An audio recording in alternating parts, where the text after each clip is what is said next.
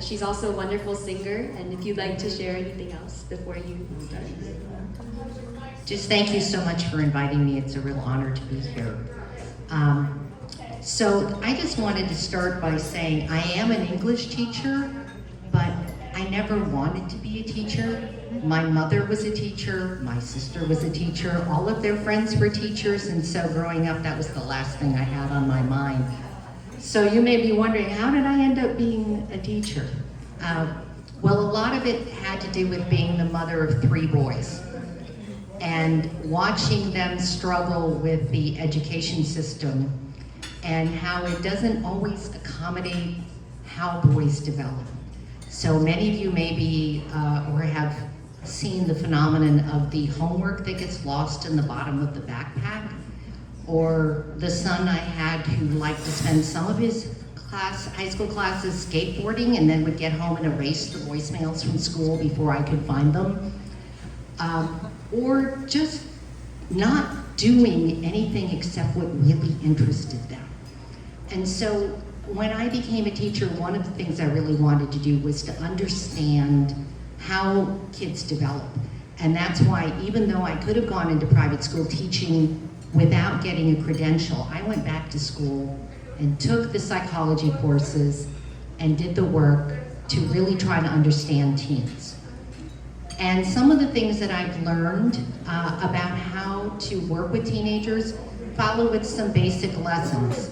One is catch them being good. Especially with boys, they're used to being in trouble. So anytime that I can find them doing something really special, really wonderful, and I can say that to them, they're really shocked that they're getting praise instead of being told, why are you climbing the roof and please get down.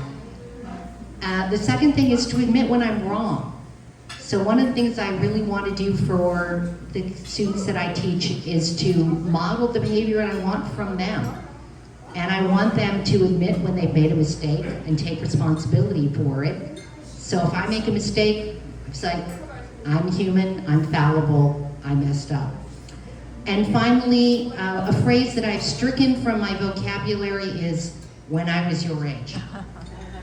Basically because, as I learned growing up, I was never the age of my parents. They came of age in the Great Depression. My father was born in 1912, my mother in 1918. I have no idea what they went through. And I don't know what my students are necessarily going through. So I really want to meet them where they are.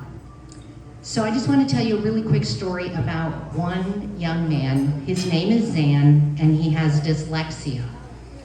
And I really worked hard with Zan to try to help him enjoy high school and to be able to do the things he wanted to do.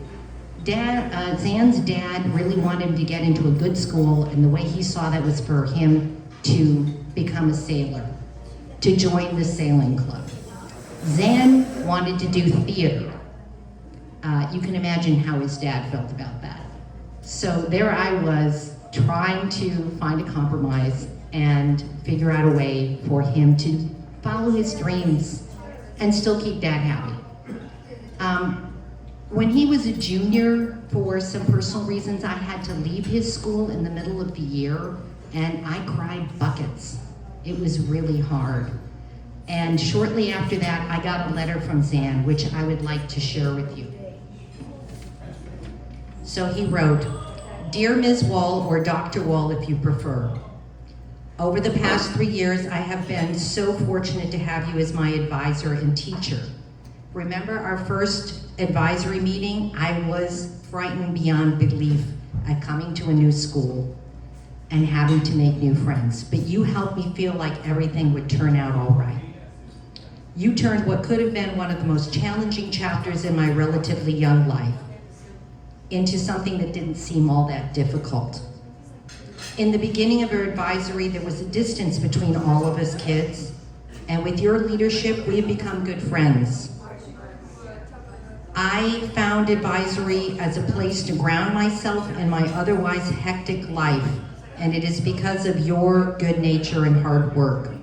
You knew when we should follow the administration's instructions or toss them aside and talk about whatever was on our minds. You also helped me deal with my intense parents, who are saddened to see you go and wish you lots of luck, which was no small feat.